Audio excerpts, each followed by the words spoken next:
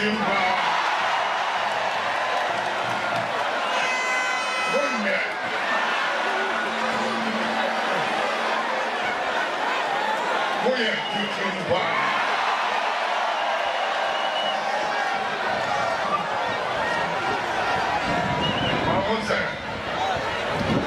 Mahama is not the only kicking man here. When General Mosquito Barrier,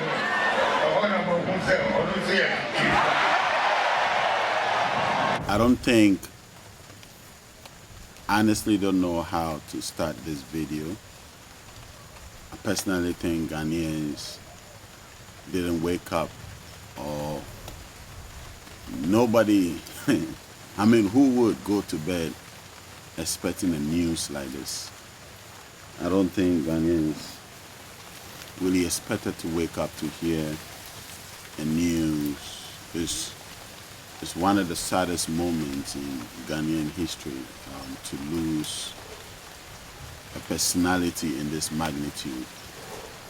I honestly don't have the words for it, because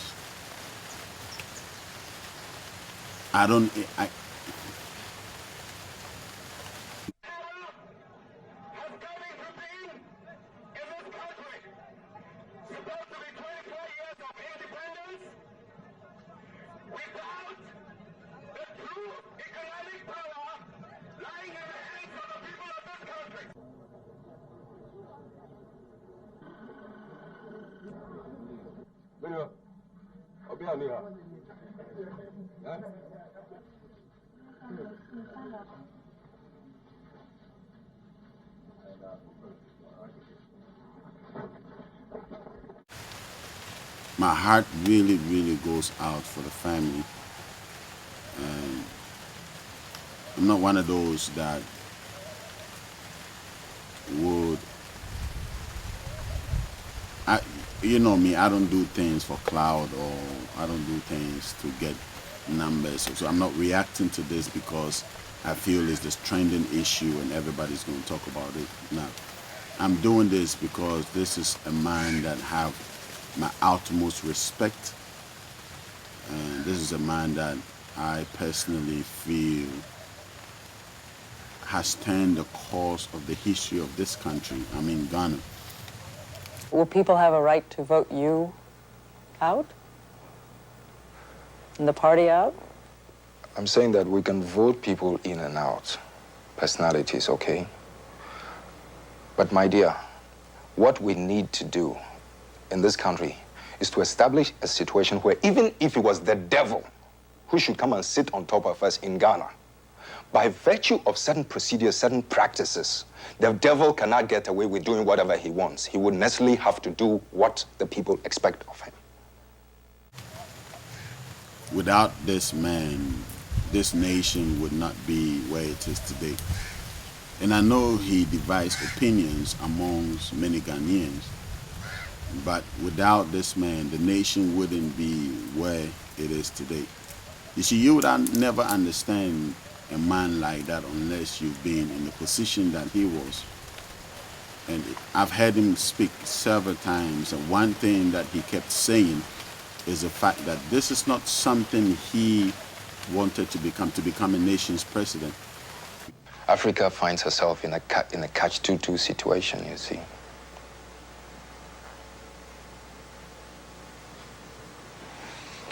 She better watch what she says here and there, or else you don't get that aid or that assistance, etc., etc.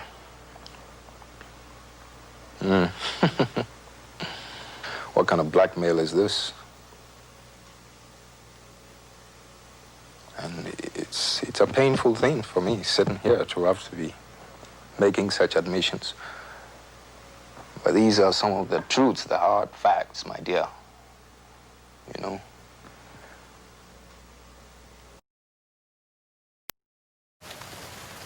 And you can feel the sincerity in his heart when he's speaking, like this is genuinely something that he never wanted. So my heart really goes out to the family. My condolences to the Rawlings family, or to the Rawlings, for was such a great loss. This is such a great loss to this nation. And I don't think we ever going to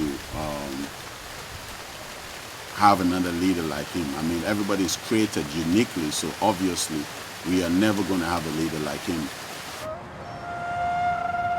I do not wield power, my dear sir. I am just an ordinary citizen, like any other citizen of this country, with the same yearn, with the same crave that any ordinary man anywhere shares, the same aspirations, you know, to realize the creative potentials in any being. Hello? Psst. You better shut up when I'm talking, okay? Hello, listen. I'm talking about planters, not diggers. But you've got corn in your left hand. Jesus Christ. Okay. Now, those of you with the sacks better watch out and feed us, okay?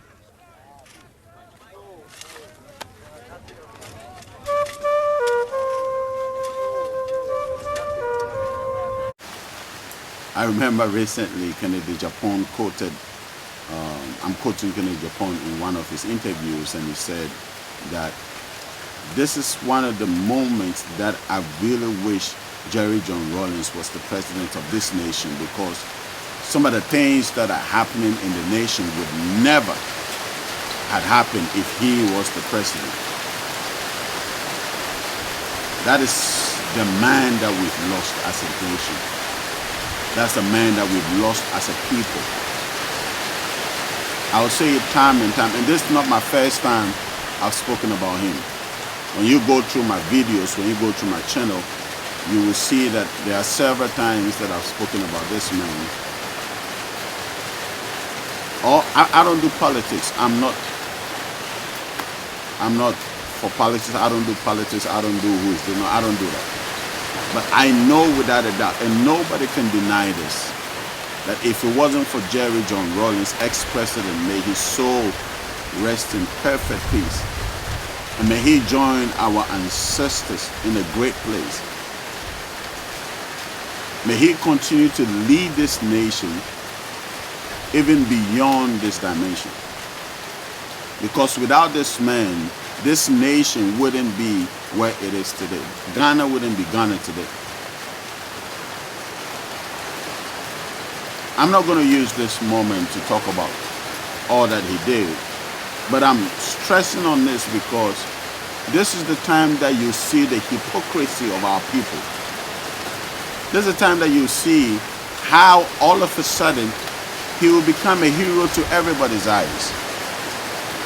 My thing is, why do we always wait as a people for a person to die before we start celebrating? It's like we enjoy it when people die.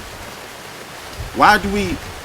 I'm seeing all over the internet and everybody say, oh, what a sad news, what a sad news. And I'm looking at the people that are saying this, and I look at them like, most of you would never speak like that if the man was alive. That is indeed what they say, that people never get to smell the flowers while they can still smell them. They don't. They don't. I think this is a man that should have been protected, celebrated every single day. Yes, I am. You see, attempted to pull down a military regime made up of senior army officers. One could say that the abortive attempt had been brought about by extremely compelling factors. The trial of the coup plotters was very revealing. J.J. Rawlings, who boldly owned up as the one person centrally responsible for the attempt, gave cogent and infectiously popular reasons to explain why the attempted coup was justifiable. my heart honestly goes out to everybody that lost anything during his regime. And I don't say this because I don't feel whatever you feel. My mom lost a lot. So I understand. But I've never been in a position where I say, because my mom lost a lot, so I'm against him. For there are consequences in life. If you want anything good to happen, there's a price that you got to pay. And I don't think in the history of this country, anybody would have paid this price that this man has paid. To sacrifice, the sacrifice that he gave his life for this nation as a young man. And he died still a young man. He died 73 is a very, listen, I personally feel we didn't do enough for our ex-president. May his soul rest in perfect peace. Blessed be his memory. We didn't do enough as a nation. I didn't do enough. All of us didn't do enough. But I can boldly say, everywhere I stood, every time the conversation came up about him, I defended his honor and said he did the right thing. And I'm not chasing clout. You know the things I stand for. You think this is what I would do. But my heart goes to the family. And I ask that our ancestors will keep him. And we would be lucky as a nation to ever taste any man rise up from this nation, be half a man that he was.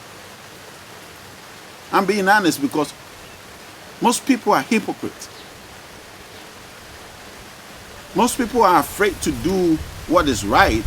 And when somebody actually rise up to do what is right, most people would go against it. That is the reality. That's the nation that we're living in. And as a people, that is why our mindset got to change. This is why we need to wake up. And we need to celebrate our own while they're still here, while they're still with us. Don't wait till they die. You see, I was actually not going to react till I saw some reactions on why do we wait? I don't see a single day that was dedicated, even 2 hours, to talk about this man and the goodness that he did for this. You see, you would never understand the pain of the family unless you are a family member. To know what this man did for this nation. You will never understand it until you wake up. He's a brave man. I don't know if we're ever going to have a man like him.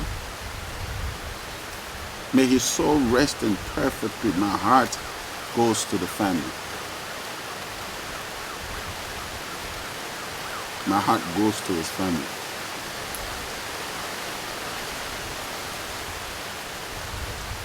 Daddy, bless you for a great work you've done for this nation. Though many people turn their back on you, bless you so much. May the Almighty Creator elevate you to higher dimensions that would appreciate you for who you are. The Creator created you to be who you became for this nation. We love you, we cherish you, we honor you. We are humbled to have been in the same nation as you are. His name should be remembered forever. Two people that have my heart. Former President Nkrumah, our first president, and our ex-president, blessed be his memory, John Rawlings. These two people would always have my heart. By no means I'm comparing them, but they are unique in their own ways. So I'm not comparing them, but this is sad. This is really sad.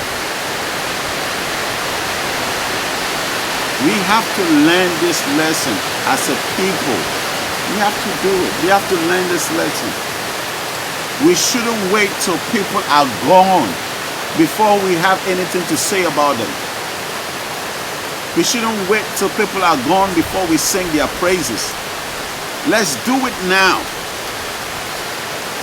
Let's do it now. I know without a doubt, without him, this nation wouldn't be where it is.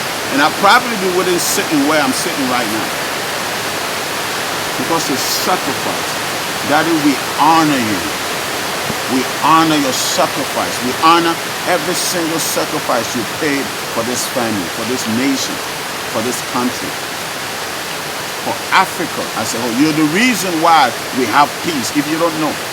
He is the reason why we still have peace in this nation and would always have peace.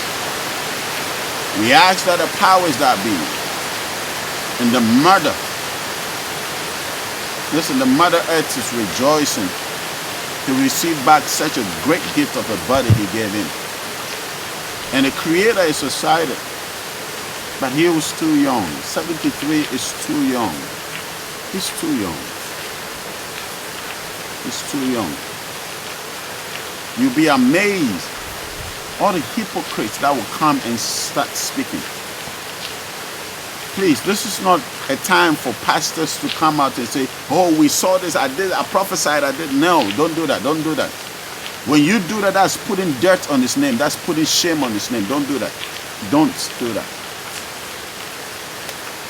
Whatever you have to say, remain in your closet. Don't say anything. Don't ride on his name. Don't. My heart goes to the family. My heart goes to the family. Thank you. You are a great son of this nation, Daddy. You are a great son of Africa. You are a great son of this continent.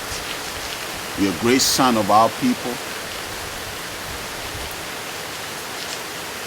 You are a great son to the Creator and the Mother Earth and the powers that be. Yesterday I was citing an example of 3 people in a room. By the following morning, one was dead. And the other 2 who were alive were arrested and taken to court. And as they were asking them, or as the court proceedings were going on, the case was beginning to find one of them guilty. And they were going to make a pronouncement on him. You know what he asked? The one who's alive, he and I, we come from the same village. We've sworn on the Bible, sworn on the Quran, sworn on the sword, and yet I'm the one being found guilty. Please, I beg the judge, etc., take us to the village we come from. We have a shrine over there, and let us go and swear on that shrine and see whether I am innocent or he is the culprit, whether I am the murderer or he is the culprit. That's all the question I asked these Catholic priests. They could not answer me because they know you're not going to swallow any poison, but they know that we don't fear that Bible, we don't fear that Quran, but when it comes to our shrine, that one we dare not joke with it. We'll go and tell the truth. The white man who brought the Bible into my country, your continent, the Muslim who brought whatever it is, he is the same person who has gone and invented the lie detector test, the chemical interrogation test. I would dare you to go and line up some of your finest policemen, some of your finest heads, some of your finest, what you call it, judges. Make any allegations against me, you included. Whatever questions you want to ask, take me through a chemical interrogation. I will be the one who will pass. I wonder how many of you will pass. You know something, Chief? If we can learn to be bold enough to restore the value of truth in our society, then we will have justice. Without truth, we cannot get justice. May your soul rest in perfect peace, Daddy. We know you live on.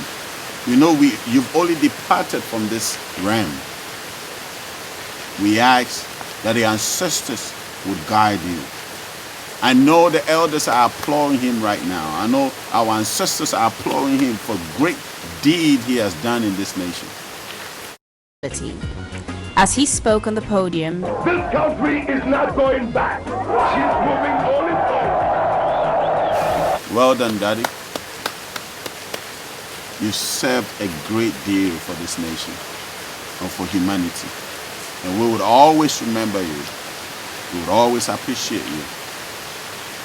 We would always put honor to your name. Thank you for serving your nation well.